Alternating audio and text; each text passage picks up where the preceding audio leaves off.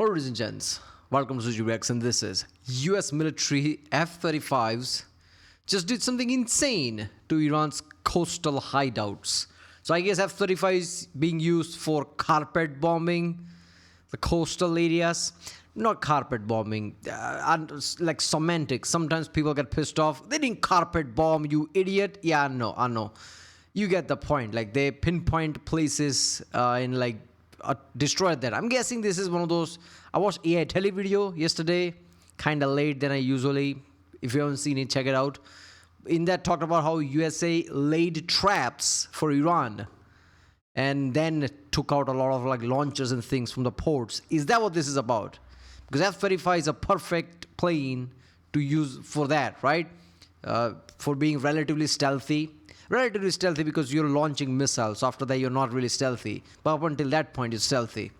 It's going to be interesting. It's from Max Afterburner. And by the way, 20,000 subscriber. The mark has been hit.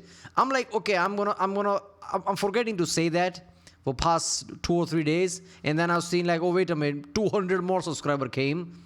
Yeah, I'm not used to that. So I'm like, I should say this. I wrote it down. Like I should say this before starting the video. So thank you for all the support. 20,000 subscriber, like relatively fast, like for past 2 or so months, 3 or so months since start of this year. People have been showing a lot of support. So genuinely thank you for that. And yeah, if you want me to do any specific reaction, I've watched all the comments, read all the comments. So comment down. Let's do this one. It's Friday, May 8th, and yesterday, somewhere over the Strait of Hormuz, an Iranian drone was climbing toward an American warship, but it never got there. An invisible beam, 60 kilowatts of focus energy, locks onto the drone's airframe at the speed of light. The drone's guidance sensor cooks, its structure fails, and it drops into the Gulf of Oman without a single interceptor missile being fired. Cost of the engagement? Roughly the electricity to pull the trigger. That's what's happening. Meanwhile, F-35s are already wheels up. Within the hour, the ports that launched the attack are on fire. Bandar Abbas, Qasem Island, Minab, Bandar Kargan, missile batteries silence, radar arrays dark, command posts gone. Iran's carefully constructed Hormuz denial network, years in the making, starting to be dismantled in a single night of precision strikes. And threading the needle through all of it, 3 American destroyers completing one of the most contested naval transits in modern history, absorbing missiles, drones, and a fleet of fast attack boats simultaneously, taking 0 hits and sailing clean into the Gulf of Oman like they owned every inch of the Strait of Hormuz, because they did. Iran's military spokesperson went on state television and called it a ceasefire violation, claimed their air defenses downed 2 American aircraft, false, promised reciprocal action. Not one of those claims has been independently verified. Meanwhile, CENTCOM's message was crystal clear. In response, they said U.S. forces intercepted unprovoked Iranian attacks and responded with self-defense strikes as U.S. Navy-guided missile destroyers transited the Strait of Hormuz into the Gulf of Oman. President Trump posted this on Truth Social. He said there was no damage done to the 3 destroyers, but great damage done to the Iranian attackers. And then he called the retaliatory port strikes a nice little love tap. So Iran should be very motivated to get a deal signed before they find out what that other hand feels like, because that one's not going to be a love tap. That one's going to mean business. This is American air. Okay, this is kind of a big point because Gulf of Oman, implying that they got very close to the Strait of Hormuz, or like at the peak of it, right? Like where the choke-off point is, very close to it. Destroyers literally went there. EA-18G also showed like it was like kind of like a trap, because they are known to do that, suddenly attack and like hide away. So US deliberately laid out trap. So this is kind of intensifying because Navy is risking things. Navy is risking destroyers now. So that implies that Navy has a bigger plan. Like we're going deeper. We're increasing this warfare in certain level more than we did before. That's what it tells me, because they're risking destroyers and like big ships. Like it's a $4 billion $4 billion ship. Its Alibok destroyers are insanely powerful, and they're risking these ships in the Gulf of Oman, which means that their intent is much stronger. Air power and sea power at work, and the coming days will define this entire standoff. And then meanwhile, on Truth Social, President Trump showed this. Lasers, bing, bing, gone, showing that U.S. destroyer firing that directed energy weapon directly at that drone, turning it into melted metal and glass, basically falling harmlessly into the ocean. We're going to get into all of that and the system that was likely used to fry these drones before they could do any damage to this US naval asset. But first, I mean, Trump didn't just wake up and say, like, you know what, I'm going to talk about laser because it's a thing to talk about. That's not how presidents usually go. He has many things to think about. So only reason he's talking about lasers is because his military generals and people told him, yes, sir, we use Helios and any other laser weapons to shoot down drones. Which means this is not a theory. It actually is happening right now where Helios are being used because we know there are at least one or two of them in destroyers, right? They made there like 2 or so months ago. So it is there being used to shoot down. Not to mention also like, forgot the name of the, what is the name of that? The one they put it on the ship, on the carrier. Locust. Yeah, Locust. Locust also like kind of tested. That means it's kind of a message like, yeah, we're using Locust on the aircraft carriers as well. So these things are being used right now. first, let's build the full picture, because the geography of this operation is as important as the action itself. The Strait of Hormuz is 21 miles wide at its narrowest point. 1/5 of the world's oil moves through it. Iran's coastal defense architecture includes missiles, radars, drones, fast boats, the whole shebang, and it's built around one mission, making that passage so dangerous that no adversary can guarantee safe transit. May 7th was Iran's most serious attempt yet to prove that their doctrine still works, but the USS Truxtun, USS Rafael Peralta, and USS Mason had something to say about that. They began their westbound transit toward the Gulf of Oman. Before halfway through, Iranian forces launched a layered attack. Fast attack craft closing from multiple vectors. This is the exact tactic that fighter pilots have studied for decades. This is what they're going to do to try to take down a U.S. naval asset. Fast attack craft from multiple vectors trying to confuse systems like the Aegis system. Drone swarms inbound from the northern coastline and ballistic missiles and cruise missiles fired from shore-based launch sites. It's a coordinated saturation attempt designed to overwhelm the destroyer's defensive systems by forcing them to track and engage dozens of threats simultaneously. The Aegis combat system, that's that integrated radar and weapon system, the management brain aboard each Arleigh Burke class destroyer. That's the guy that she told you not to worry about. Oh, the Aegis? No, the Aegis is just my personal trainer, sometimes my tennis coach. We just talk about fitness. He just helps me with my form. Every missile was intercepted. The AH-64 Apache was also said to have been airborne along with F-35's and F-18's, potentially even F-16's from the U.S. Air Force, which have recently been spotted flying missions in the area. But those AH-64 Apaches likely had a lot to say about. Yeah, so every time people say Aegis system can be overwhelmed, what is this video game? They think this is like 1 versus 1. So it's like everybody's going to stand in the background and only 1 versus 1 going to fight. Like it's some kind of a Hollywood movie. No, there are Apaches, there are other planes. It's not only Aegis system. You can come and overwhelm Aegis system, but that's not what Aegis system is for. If the speedboats are coming, there's going to be something like Apache. If something else is like there are A-10s. Not to mention like a ton of other airplanes on a carrier, not to mention in bases for Air Force as well, F-35's and many others. So the CENTCOM literally like, okay, we are going to use this for this thing, we are going to use this for this thing, and when it comes to ballistic and hypersonic missile, then Aegis system and SM interceptor is going to be used. They think, oh, we're going to send 10 boats, few ballistic missile and Aegis systems overwhelmed. You think everybody's just sitting there watching like this? What do you think those planes are for? Those Seahawks and Apaches are for? Come on. Those fast attack boats. Those AH-64s along with the F-35's tore into the swarm of fast boats with Hellfire missiles, JDAMs, and cannons. The F-35 has a 25mm cannon, while the AH-64 has a helmet-mounted chain gun on the front that can shred those fast attack boats like that. The drone swarms then... It's like VR headset. Oh, I see everything, and the gun moves with you. Ran right into directed energy systems that the U.S. Navy opened up with. And so the boats behind the first wave of fast attack boats likely saw their comrades get fried, and then the ones in the back scatter. The ones that didn't scatter in time, they went to the bottom of the ocean first, and then the AH-64 likely leaned in and cleaned up all the rest that were trying to scatter and flank the naval assets. 3 destroyers, 0 hits, air power winning the day along with massive amounts of sea power, mission complete. Now, the counterstrike, and this is where the geography becomes a story. Bandar Abbas is Iran's crown jewel of Hormuz power projection.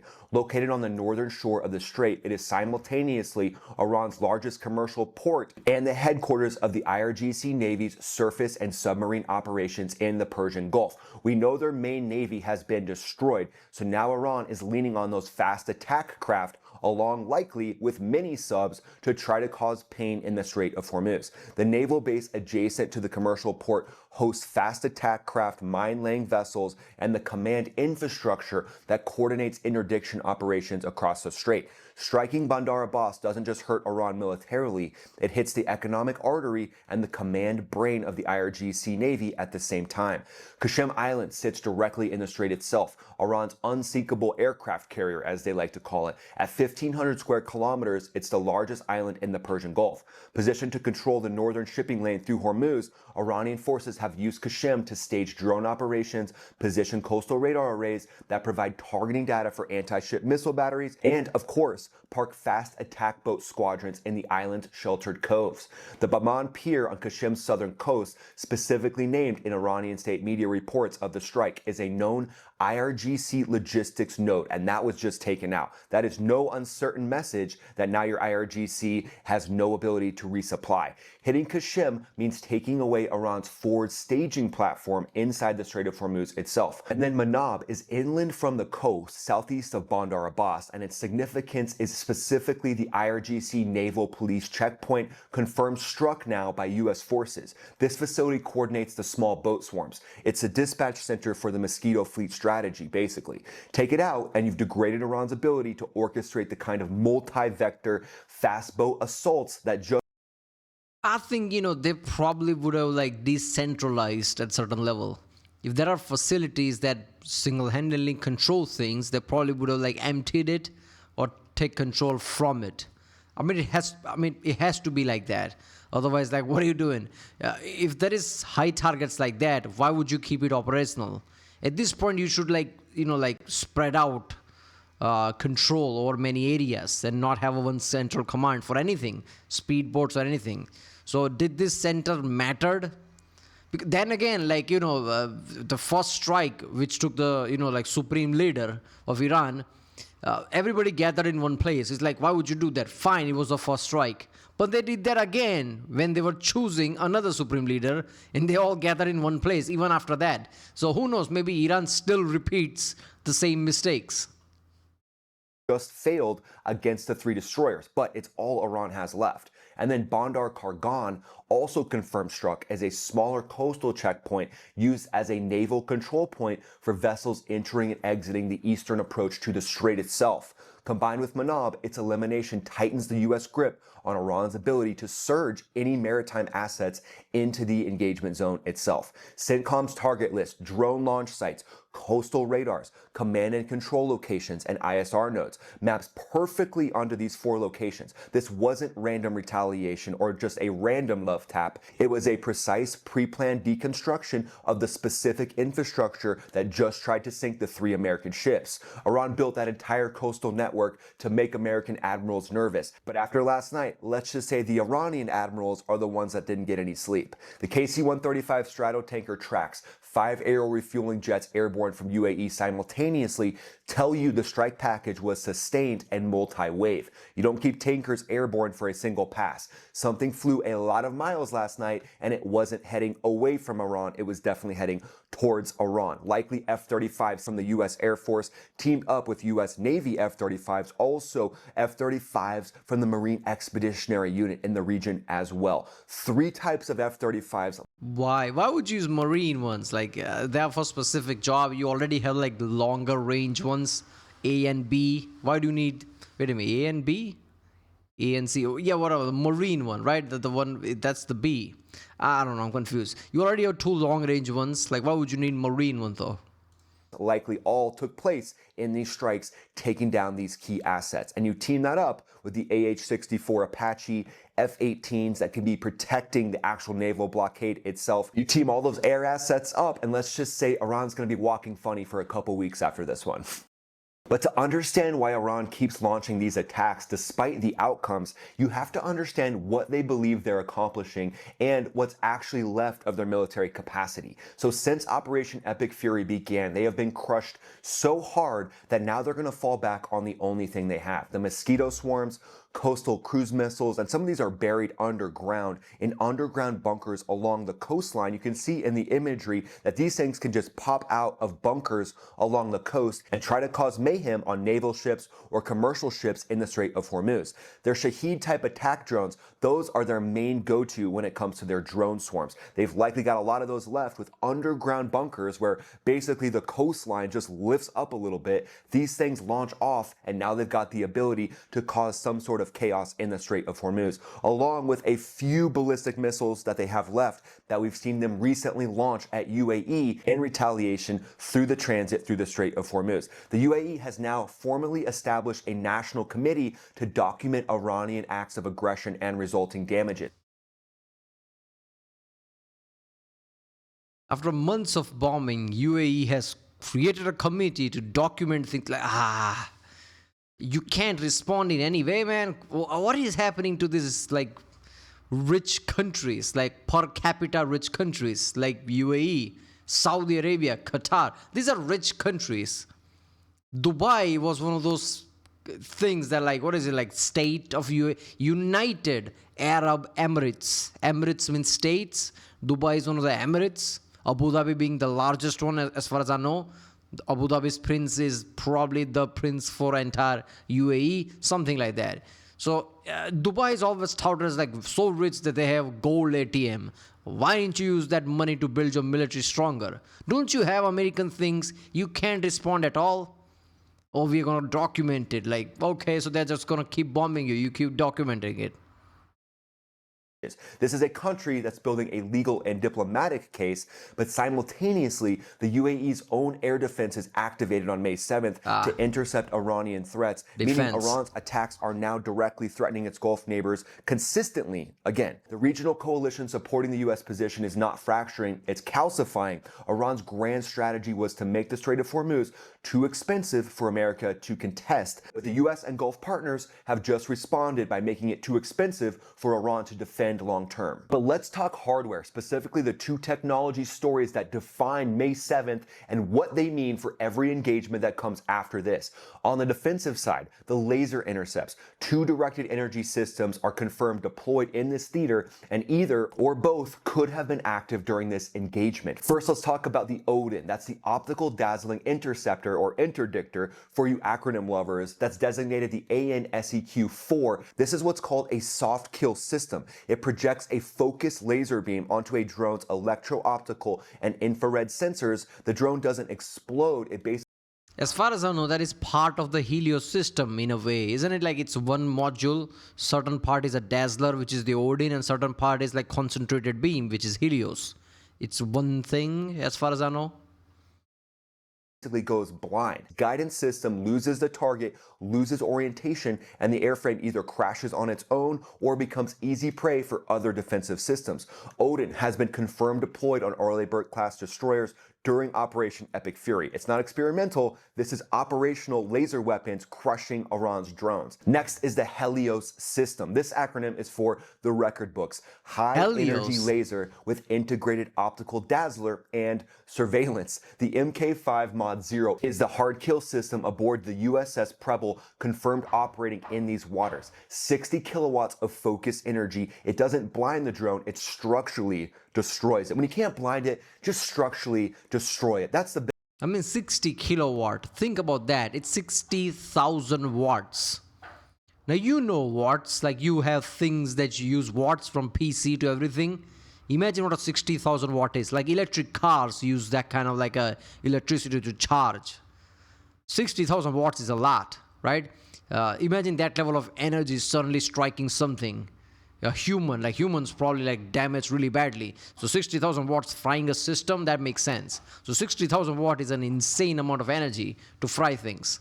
Biggest flex ever. It Concentrated. burns through the airframe mid-air, invisibly. In early 2026, Preble used Helios to destroy 4 drones in a live at-sea demonstration, proof of concept in real ocean conditions with real sea state and salt air. The chief of naval operations at the time was very explicit. They said directed energy becomes the first choice close-in defense for every ship in the fleet. Infinite magazine, no resupply, no inventory crises, regardless of how long the deployment runs. So that's the lasers for the deep. There are caveats again. If you have that system, you can't just use that infinitely. There are physical limitations. Like, yes, you have ammo that is infinite, but you need cooling. If you use one after another, there's a cooling issues, right? And not to mention, you can't just target many at once with Helios. You can do that with Locust, but again, the heating issue might be there. So it depends, like if the swarms are coming one after another, this system are not going to be 100% perfect. But for that, you have kinetic things. For that, you can expend $1 million missiles. Because one missile can take out multiple things with the radius and everything. Proximity missiles and all that. Like, you have these things. Defense. Now let's talk about the offensive side with the port strikes. No platform has been officially confirmed, but the target profile, the KC-135's airborne, and the timing point relatively clearly at the F-35. The Navy's F-35C operates from the USS Abraham Lincoln, and the Air Force's F-35As blasts from multiple bases in the region, teamed up with the F-35B from the Marine Expeditionary Unit. That's the one that can do the short field takeoff and vertical landing. Okay, if you're Air Force, why not use F-22? Again, I know that's stupid. That's like saying, why not use a race car to do, I don't know, off-roading. It's a multi-purpose plane. You use F-35, but still, like, should I use F-22? That would have been bad. Imagine the news. F-22s were used to bomb things. You have done that in the past. Use F-22 to attack things on the ground as an attack plane. Yeah, that would have been something. Air Force's F-35A likely operates from Al Dhafra Air Base in UAE, approximately 15 flight minutes from the Hormuz coastline. All of these variants carry the APG-81 ASA radar, an active electronically scanned array that simultaneously tracks and guides weapons at the same time, passively jams enemy radars without broadcasting the aircraft's own position against Iranian coastal air defenses already degraded by 2 months of Operation Epic Fury strikes. The F-35's low observable profile makes it effectively a ghost on approach to these targets. And that moves us to the 4D chess strategic analysis section, because May 7th, simultaneously a tactical victory getting the ships through the Strait of Hormuz, and also tactical strikes on what could come next. President Trump's love tap framing is doing more diplomatic work than it appears. It signals to European partners pressing Washington to hold the ceasefire that the U.S. hasn't walked away from the table totally, but the Truth Social post warns of more strikes, a lot harder and a lot more violent if Iran doesn't sign the deal fast. That's the other half of the message. The ceasefire is technically still standing, but the threat ceiling just moved significantly higher. Dude, at this point, I don't see Iran signing anytime soon, because they've been like adamant for like months now, 1 month plus now, with everything. They're not suddenly going to say like, yeah, fine, we're agreeing to deal, right? So I don't know what it's going to take.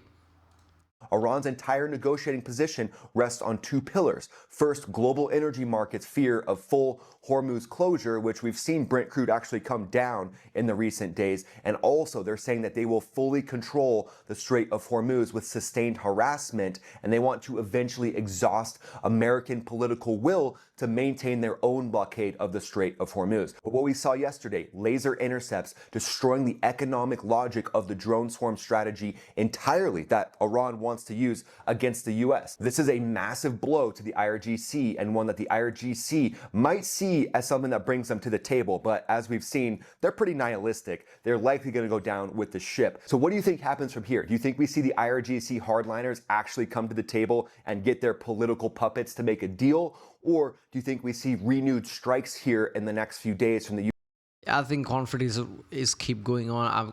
That's what's going to happen, because I don't see any kind of stop. Yeah, I don't know about them being nihilistic. They're more like, I don't know what to say, but nihilistic is very like, you know, what's the point of it all type of way. I don't think that's what IRGC is. IRGC has a fundamental ideology which they're sticking to it. Doesn't matter the damage, doesn't matter what. which is like, I don't know what we would take, right? Like some kind of a mediation. Again, like countries are trying to, Iran hasn't kept any country as a ally apart from, I guess, China and Russia, which, why would they care? I guess Russia would care, but Russia also has a stake in keeping the conflict going. So pressure is away from Russia and Ukraine. China like doesn't much care. They're rich relatively, and every other Middle Eastern country Iran has made enemy of. So you need someone to tell you like, okay, calm down. Here are pros and here are cons. We'll help you as well. Just sign the deal or something like that, right? Pakistan is doing that, but Pakistan, I wouldn't call Pakistan much of a friend to Iran, because Pakistan is more of a friend to Saudi Arabia and America than Iran. They're kind of like, okay, Islamic countries, so I guess we'll do. Not much of friends. I don't know. I don't know where this is going to go, man. It's just weird situation. What is it going to take? Who is it going to take? Like maybe pressure China so China can talk to Iran. I don't know. It's just weird. All right, well, if you like watching, subscribe, and I'll see you next time.